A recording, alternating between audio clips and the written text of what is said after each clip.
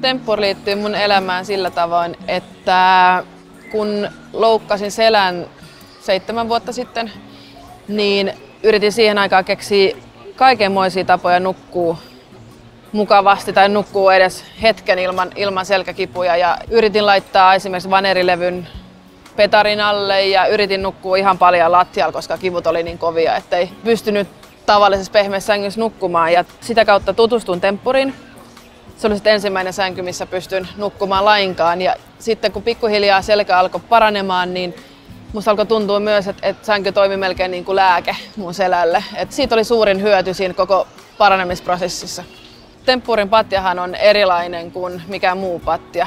Et kun on esimerkiksi tuulettanut ton huoneen illalla, niin patja se kovenee vähän. Et se kylmyys vaikuttaa siihen ja sitten kun mennään siihen makuulle, niin pikkuhiljaa se sitten muuttuu vartalon lämmön mukaan ja sitten samalla se kuitenkin tukee tarpeeksi. Et se ei ole liian pehmeä, vaan sä jotenkin uppoudut sinne tosi ihanasti sinne sänkyyn ja samalla niin saat tosi hyvä tukea.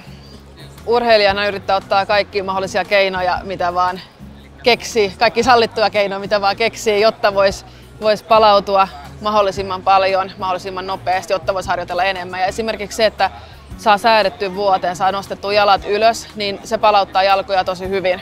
Sitten eniten hyöty oli silloin, kun oli raskaana. Silloin, kun oli ihan kömpelön millään, niin siitä oli tosi paljon hyötyä, että sai nostettua sen yläosan sängystä, mutta myös se, että silloin, kun jalat vähän turpos, niin sai nostettua myös sen alaosan. Mulla on ollut temppurtyyny kanssa semmoinen 7-8 vuotta ja mähän en lähde mihinkään ilman sitä. Kun nyrkkeilyn takia esimerkiksi ne reissaa johonkin ulkomaille, niin leireillä tai muuta, niin mulla on aina se tyyny mukana. Et se on niin hyvä niskalle ja sit kun on ollut niskaongelmia, niin kuin varmaan urheilijoilla ja monen muillakin on, niin se on ihan niin kuin törkeen hyvä. Ja yhtenä aikaan niin kun ajoin autoon, niin mä itse asiassa istuin sen tyynyn päällä, koska siinä oli niin hyvä istua ja sitten mä kyllä pilasin yhden tyynyn, että sitä varten se ei ole. Mutta sen verran hyvä materiaali se on, että siinä mielellään myös istuu.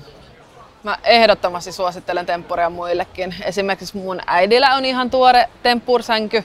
Sitten molemmilla veljillä on temppurpetarit ja pojan tarhatädille niin vein ihan kotiin saakka yhden temppurpatjan, kun hän kärsi myös selkäongelmista. Et sen verran mä oon kokenut, että siitä on ollut hyötyä, että kyllä kaikilla vaan, kello on jotain ongelmia, tai vaikka ei olisikaan. Jos vaan haluaa yksinkertaisesti nukkua hyvin, niin mun mielestä kannattaa kokeilla.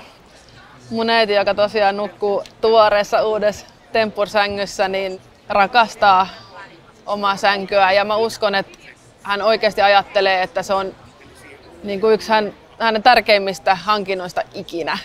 Eilen kun soittelin ja kysyi, miten menee, sanoi, että se makaa temppursängyssä ja lukee lehteä. Niin aivan varmasti on tyytyväinen. Mä opiskelen nyt 3. vuotta tuolla Aalto-yliopistossa niin sisustusarkkitehtuuri ja huonekalusuunnittelua. Käytännössä mä luulen, että alan tekemään huonekaluja. Se tuntuu musta omalta alalta, kun huonekalut on jotenkin sopivan kokoisia, koska ne voi pitää kädessä samalla kun tekee niitä. Mä oon tottunut tekemään käsillä.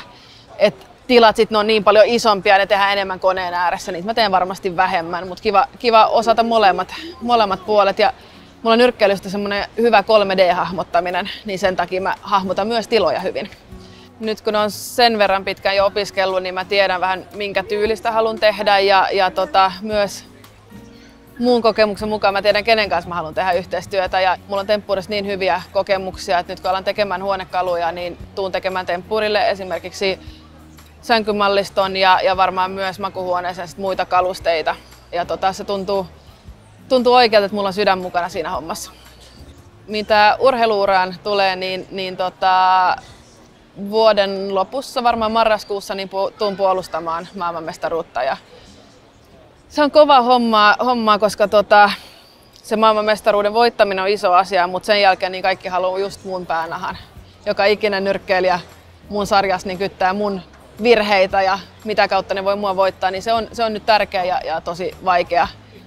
Semmoinen lähitulevaisuuden tavoite on se maailmanmestaruuden pitäminen edelleenkin, mutta tietysti nälkä kasvaa syödessä ja on niitä muitakin nyrkkeilyliittoja ja niissäkin olisi joitain maailmanmestaruusvöitä tarjolla. Niitä on neljä liittoa. Mulla on se suurin ja se tärkein vyö, mutta ehkä mä haluaisin napata ne muutkin.